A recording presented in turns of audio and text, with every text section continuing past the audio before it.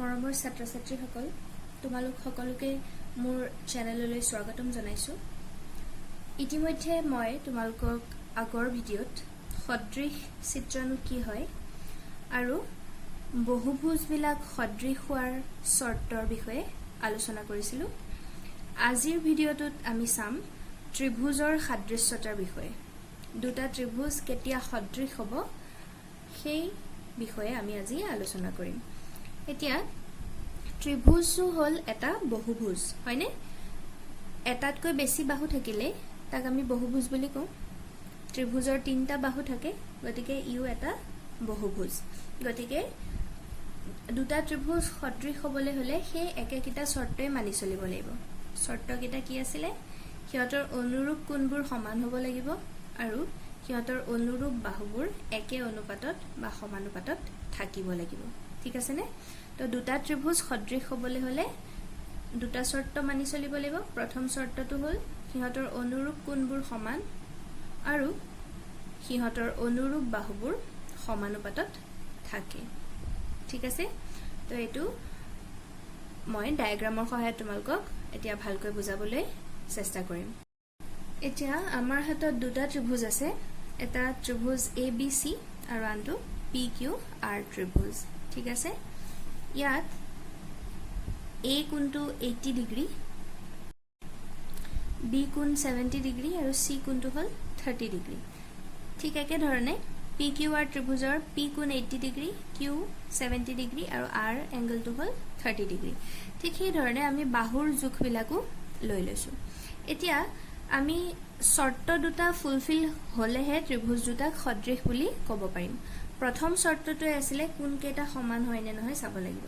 অনুৰূপ কোণবিলাক সমান হ'ব লাগিব। ইয়াত এতিয়া চোৱা A কোণৰ অনুৰূপ কোণ হ'ল P কোণ, হয়নে? তো চোৱা আমি কি দেখিছোঁ, angle A equal angle P, দুইটাই 80 ডিগ্ৰীৰ সমান, হয়নে? ঠিক সেইদৰে B কোণৰ অনুৰূপ কোণ হ'ল Q কোণ, গতিকে angle B equal to angle Q equal 70 degree. আমি দেখি আছোঁ দুইটা সমান। আৰু ঠিক একেদৰে এংগল Cৰ অনুৰূপ কোণ হ'ল এংগল R আৰু ইহঁত দুইটাই 30 ডিগ্ৰী আৰু ইহঁত সমান। তো আমাৰ ফাৰ্ষ্ট যেটো চৰ্ত আছিলে যে অনুৰূপ কোণবোৰ সমান হ'ব লাগিব এই ত্ৰিভুজ দুটাৰ ক্ষেত্ৰত, সেই চৰ্তটো মানি চলিছে। ঠিক আছে? তাৰপিছত দ্বিতীয় চৰ্তটো আছিল সিহঁতৰ অনুৰূপ বাহুবিলাক সমানুপাতত থাকিব লাগিব। এতিয়া ABৰ অনুৰূপ বাহু হ'ল PQ। অনুৰূপ মানে দেখাত একেই। ঠিক আছে? তো ABৰ অনুৰূপ বাহু হ'ল PQ। তো সিহঁতৰ অনুপাতটো আমি উলিয়াই চাম। তাৰ কাৰণে AB বাই PQ কৰি চাওঁ। এতিয়া ABৰ ভেলু আছে 2 আৰু PQৰ ভেলু 4 সেন্টিমিটাৰ। তো ইহঁতৰ অনুপাতটো পামগৈ আমি 1/2। নেক্সট আমি BC বাই QR কৰি চাওঁ। BC বাই QR, কাৰণ ইহঁত দুটা হ'ল অনুৰূপ বাহু। এতিয়া BCৰ ভেলু 3 সেন্টিমিটাৰ আৰু QRৰ ভেলু 6 সেন্টিমিটাৰ। তো এইকেইটাও কাটাকুটি কৰিলে আমি কিমান পাম? 1/2 পাম। আৰু লাষ্ট AC বাই PR কৰি চাম। ACৰ অনুৰূপ বাহু হ'ল PR। তো ACৰ ভেলু আছে 2.5 সেন্টিমিটাৰ আৰু PRৰ ভেলু 5 সেন্টিমিটাৰ, হয়নে? তো এতিয়া এইকেইটাও যদি আমি কাটাকুটি কৰোঁ, 2.5ক দুগুণ কৰিলে আমাৰ 5 হয়। তো কাটাকুটি কৰিলে আমাৰ ৰেচিঅ'টো 1/2 পাম। তো কি দেখা গ'ল? অনুৰূপ বাহুবিলাকৰ প্ৰত্যেকৰে ভেলু 1/2 ওলাইছে। তাৰ মানে কি? AB বাই PQ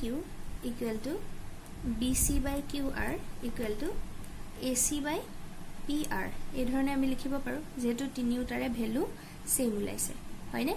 গতিকে আমি ত্ৰিভুজ ABC আৰু ত্ৰিভুজ PQRৰ ক্ষেত্ৰত কি দেখা পালোঁ? যে অনুৰূপ কোণবিলাক সমান, হয়নে? আৰু অনুৰূপ বাহুবিলাকৰ অনুপাত সমান, সমানুপাতত আছে। গতিকে আমি কি ক'ব পাৰোঁ? Therefore ত্ৰিভুজ ABC সদৃশ ত্ৰিভুজ PQR। এই চিম্বলডালক সদৃশ চিম্বল বুলি কয়। ঠিক আছেনে? আগতে যেতিয়া আমি সৰ্বসম লিখিছিলোঁ, সৰ্বসম লিখিলে আমি চিম্বলডাল এনেকৈ ইউজ কৰিছিলোঁ, হয়নে? বা কিছুমানে তলত এডাল চিন দি ওপৰত এই ধৰণে দিয়ে। এডাল চিন হ'ল সৰ্বসমৰ চিন। এতিয়া আমাৰ সদৃশৰ চিনডাল হ'ল জাষ্ট এডাল এনেকৈ কাৰ্ভ এডাল ড্ৰ কৰি দিলে হ'ল। ঠিক আছেনে? সদৃশ মানে সৰ্বসম নহবও পাৰে কিন্তু দেই সদৃশ চিত্ৰবোৰ সৰু ডাঙৰ হ'ব পাৰে একদম সেম টু সেম সমান জোখৰ নহব পাৰে কিন্তু সৰ্বসম হলে সমান হ'বই লাগিব বাহুবিলাকো সেম টু সেম জোখৰ হ'ব লাগিব কোণবিলাকো সমান হ'ব লাগিব কিন্তু সদৃশ হ'বলৈ হলে কোণবিলাকটো সমান হ'ব লাগিব কিন্তু বাহু একদম ডাইৰেক্ট সোৱা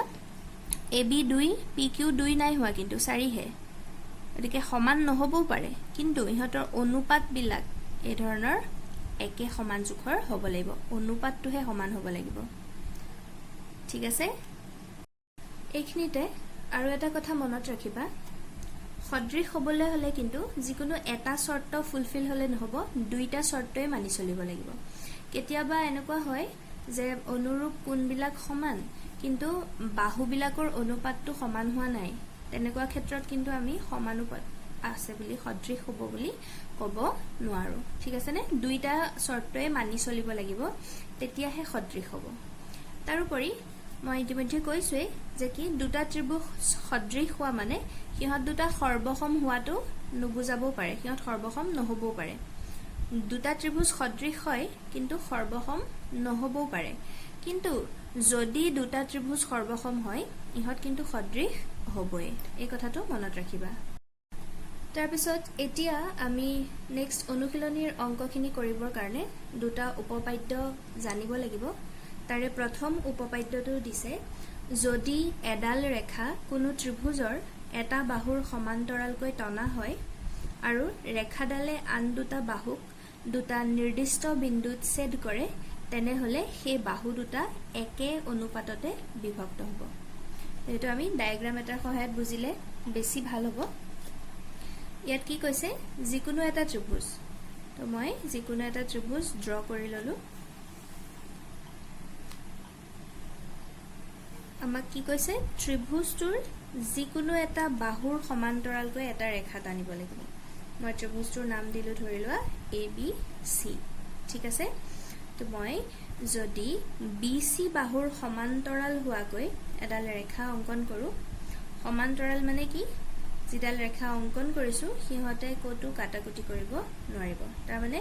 BCৰ প্ৰত্যেকটো বিন্দুৰ পৰা আমি অঙ্কন কৰা ৰেখাডাল সমান্তৰাল হলে সমান দূৰত্বত থাকিব লাগিব ঠিক আছে এফালৰ গ্যাপ যিমান এফালৰ গ্যাপো সমান হ'ব লাগিব আৰু ধৰি ললো এই ৰেখাডালে AB বাহুক D বিন্দুত ছেদ কৰিছে আৰু AC বাহুক E বিন্দুত কাট কৰিছে ঠিক আছে নে আমাৰ উপপাদ্যত কি কৈছে যিকোনো এটা বাহুৰ সমান্তৰালকৈ টনা ৰেখাডালে আন দুটা বাহুক দুটা নিৰ্দিষ্ট বিন্দুত ছেদ কৰে তো আমাৰ D আৰু E বিন্দুত ছেদ কৰে তেনেহলে সেই বাহু দুটা একে অনুপাতত বিভক্ত হ'ব তাৰ মানে বাহু দুটাৰ অনুপাত একে বুলি কৈছে তো অনুপাত কেনেকৈ উলিয়াম আমাৰ প্ৰথম বাহু ধৰি লৈছো AB বাহুক D বিন্দুৱে মাজতে ভগাই দিছে হয়নে দুভাগত বিভক্ত কৰিছে তো সিহঁতৰ অনুপাত যদি লওঁ আমি কি লিখিব পাৰো AD by DB হয়নে AD by DB দুভাগত ভাগ কৰিছে সেই দুটা ভাগৰে অনুপাত লোৱা হৈছে এটো কাৰ সৈতে ইকুৱেল হ'ব ইফালৰ বাহু দুটাৰ অনুপাতৰ সৈতে তো AC বাহুৰ অনুপাত হ'ল AE আৰু EC ভাগত ভাগ কৰিছে গতিকে AE by EC হ'ব ধৰিব পাৰিছেনে বাৰু তো উপপাদ্যটোত যিখিনি কথা কোৱা হৈছে সেইখিনি যদি আমি ডায়াগ্ৰাম হিচাপে লওঁ তেতিয়া ঠিক এই ধৰণৰ হ'ব কথাখিনি ইয়াত যিকোনো এটা বাহু BC বাহু ধৰিছো BCৰ সমান্তৰালকৈ DE ৰেখাডাল অঙ্কন কৰা হ'ল এই DE ৰেখাই AB আৰু AC বাহুক ক্ৰমে D আৰু E বিন্দুত ছেদ কৰিছে তেতিয়া হলে ইহঁতৰ অনুপাতবোৰ AD by DB equal to AE by EC এই অনুপাত দুটা সদায় সমান হ'ব ঠিক আছে আৰু এইখিনিতে এটা মনত ৰাখিবা ইয়াত যিকোনো এটা বাহু কৈছে গতিকে মই BCৰ সমান্তৰালকে লৈছো তো এনেকুৱা নহয় যে সদায় ভূমিৰ সমান্তৰালকে ল'ব লাগিব আমাৰ বেলেগ ধৰণেও ল'ব পাৰো সোৱা তাৰ কাৰণে মই বেলেগ এটা ত্ৰিভুজ অঙ্কন কৰি দেখাইছো এবাৰ ত্ৰিভুজটো ললো ধৰিবা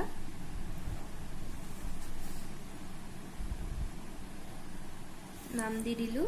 PQR ঠিক আছে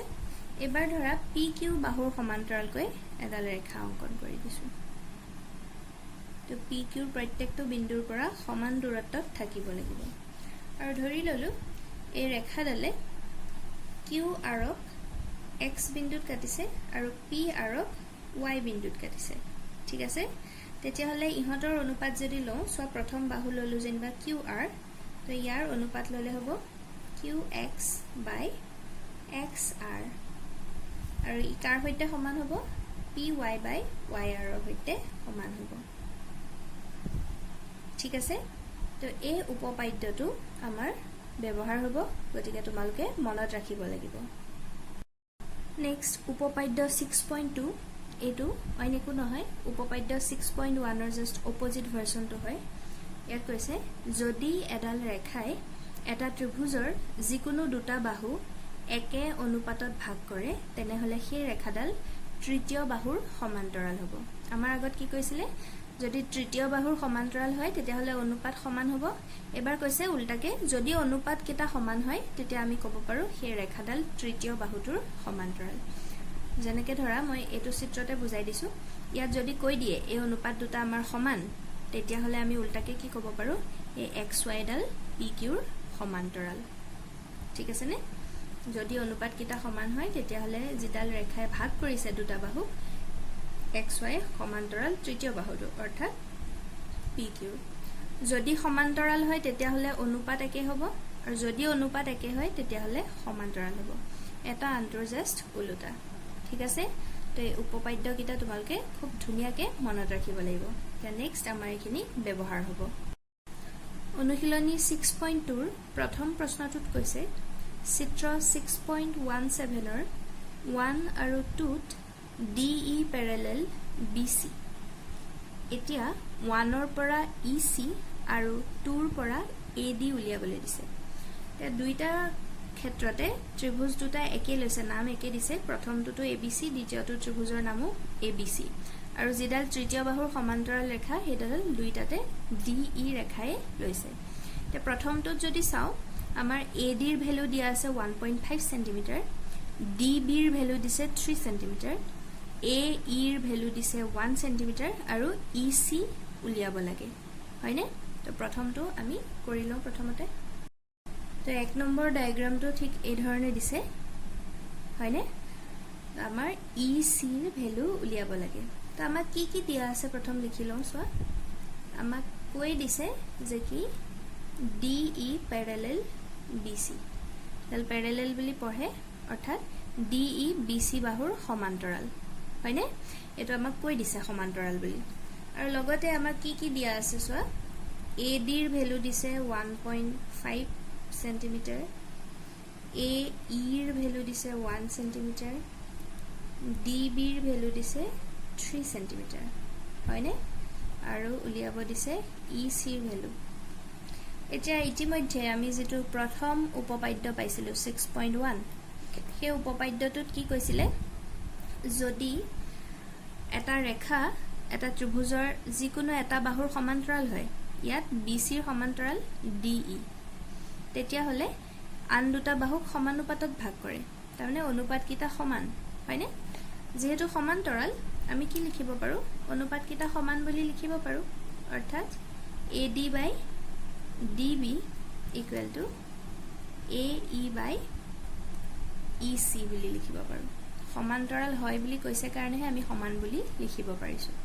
ঠিক আছে এতিয়া ইয়াত আমি যিকিটা ভ্যালু জানো বহুৱাই দিম AD ৰ ভ্যালু 1.5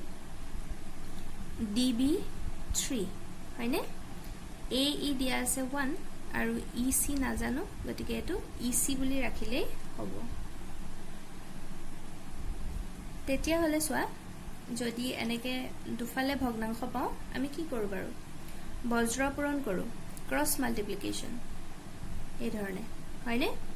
তো ইয়াৰ প্ৰথম ভগ্নাংশৰ ওপৰটোৰ লগত সমান চিহ্নৰ সিফালৰ ভগ্নাংশৰ তলৰটো পূৰণ কৰিম তো এইকিটা পূৰণ কৰিলে হ'ব 1.5 ইনটু EC আৰু ইফালৰ তলৰটোৰ লগত সিফালৰ ওপৰটো 3 আৰু 1 পূৰণ কৰিলে কি হ'ব 3 হ'ব এতিয়া আমাক লাষ্ট EC লাগে তো 1.5 টো EC লগত পূৰণ হৈ আছে সিফালে নিলে হৰণ হৈ যাব তেটো মুখতে ওলাইছে আনসাৰ 2 হ'ব কিন্তু কাৰবাৰ যদি দিগদাৰ লাগে মই ভাঙি পেলাই কৰি দেখুৱাই দিছো সোৱা এনেকে পইণ্ট থাকিলে আমাৰ সাধাৰণতে কৰিবলৈ অসুবিধা লাগে গতিকে পইণ্টটো উঠাম ইয়াত যদি পইণ্টটো নিলিখি 15 লিখি দিওঁ দশমিকৰ পিছত এটা সংখ্যা আছিল হয়নে দশমিকটো উঠাই দিলো গতিকে ওপৰত 3 ইনটু এই যে দশমিকৰ পিছত এটা সংখ্যা আছিল তো 1 ৰ পিছত এটা 0 দিম তাৰ মানে 10 এৰে পূৰণ কৰিছো দশমিক উঠাবৰ কাৰণে তলে ওপৰে 10 এৰে পূৰণ কৰিছো তলত 10 এৰে পূৰণ কৰোতে দশমিক উঠি 15 হৈ গল আৰু ওপৰত 10 পূৰণ কৰাটো আমি দেখুৱাব লাগিব ধৰিব পাৰিছানে একদম সিম্পল কি কৰিবা দশমিকটো নাইকিয়া কৰি লিখি দিবা হল আৰু যদি ইয়াত হৰটোত দশমিকটো উঠাইছো গতিকে লবটোৰ লগত আমি পূৰণ কৰিম কি পূৰণ কৰিম 1 ৰ পিছফালে কেটা শূন্য দিম দশমিকৰ পিছত যেটা সংখ্যা আছিল ইয়াৰ এটা সংখ্যা আছিল গতিকে 1 ৰ পিছফালে এটা 0 দিয়া হৈছে এতিয়া নেক্সট কাটাকুটি কৰিলে হল 3 5 গুণ 15 আৰু 5 গুণ 10 आंसर 2 তো আমি EC ৰ ভ্যালু পালুগৈ 2 সেন্টিমিটাৰ আৰু এটো আমাক উলিয়াব দিছে ঠিক আছে বুজি পাইছা নিশ্চয় যে নেক্সট 2 নম্বৰটোত আমাৰ ডায়াগ্ৰাম পৰাই গম পাইছো কি দিয়া আছে সো আমাৰ AE ৰ ভ্যালু দিয়া আছে AE ইকুৱেল 1.8 সেন্টিমিটাৰ দিছে EC ৰ ভ্যালু দিছে 5.4 সেন্টিমিটাৰ DB ৰ ভ্যালু দিছে 7.2 সেন্টিমিটাৰ আৰু আমাৰ উলিয়াব লাগে AD ৰ ভ্যালু হয়নে আৰু আমাক কি বুলি কৈ দিছে যেহেতু DE প্যাৰালেল BC মানে DE আৰু BC যেহেতু সমান্তৰাল তো আমি কি ক'ব পাৰো যে এই ইহতে গঠন কৰা অনুপাত কেটা সমান that means AD by DB equal AE by EC ঠিক আছে এতিয়া আমি ভ্যালু পুট কৰিলে হল AD আমি নাজানো DB ৰ ভ্যালু 7.2 AE 1.8 আৰু EC 5.4 ঠিক আছে এতিয়া আকৌ আগৰ নিচিনাকৈ ক্ৰস মাল্টিপ্লিকেশনো কৰিব পাৰো বা আৰু এটা টেকনিক ইউজ কৰিব পাৰো ইয়াতে চোৱা আমাক তো AD লাগে তো AD ৰ লগত যি আছে AD 7.2 ৰে হৰণ হৈ আছে 7.2 টো হিফালে লৈ গলে AD থাকি যাব মুঠতে আমাক যেটো লাগে হেতু সিঙ্গল কে লাগে তো 7.2 ৰে AD হৰণ হৈ আছিল হিফালে নিলে কি হৈ যাব পূৰণ হ'ব ইফালে আগৰ পাই 1.8 বাই 5.4 আছিল পূৰণ 7.2 হ'ব ঠিক আছে এতিয়া আমি নেক্সট কাটাকুটি কৰি দিলে आंसरটো পাম কিন্তু দশমিক থাকিলে যেহেতু কাটাকুটি কৰিবলৈ অসুবিধা গতিকে প্ৰথম দশমিকটো উঠাই লম তাৰ কাৰণে চোৱা ইয়াত যেটো ভগ্নাংশ আছে 1.8 5.4 দুইটা এটাৰ আগত দশমিক আছে তাৰমানে দশমিকৰ পিছত দুইটাতে এটা সংখ্যা আছে গতিকে আমি দুইটাকে 10 ৰে পূৰণ কৰিম তো এনেকুৱা যদি দুইটাতে সেম সংখ্যা থাকে দশমিকৰ পিছত আমি ডাইৰেক্ট দশমিকটো উঠাই দিলে হল ঠিক আছে ইনটু 7.2 এটো থাকক পইণ্টটো এটো আমি এনেকে উঠাব নোৱাৰো ভগ্নাংশ থাকিলেহে উঠাব পাৰিম ঠিক আছে যেহেতু দুইটাৰে দশমিকৰ পিছত একে সংখ্যা আছে তো আমি জাস্ট দশমিকটো উঠাই দিলে হল তিয়া 18 ৰে যদি 54 আমি কাটাকুটি কৰো 3 18 54 হয়নে আৰু তাৰ পিছত আমি 3 ৰে 7.2 হৰণ কৰি দিলে AD ৰ ভ্যালু পাই যাম তো হৰণটো আমি মুখটো কৰিব পাৰো 3 2 6 এক থাকিব ইফালে গুছি যাব দশমিক আছে 12 হ'ব 3 4 গুণ 12 তো আমাৰ AD ৰ ভ্যালু পামগৈ আমি 2.4 সেন্টিমিটাৰ তোমালোকৰ মুখতে যদি অসুবিধা লাগে হৰণটো কৰিবলৈ সাইডত কৰি চালেই হল ঠিক আছে তো এই ধৰণে আমি উপপাদ্য ব্যৱহাৰ কৰি এনেকুৱা অংকসমূহ কৰিব পাৰো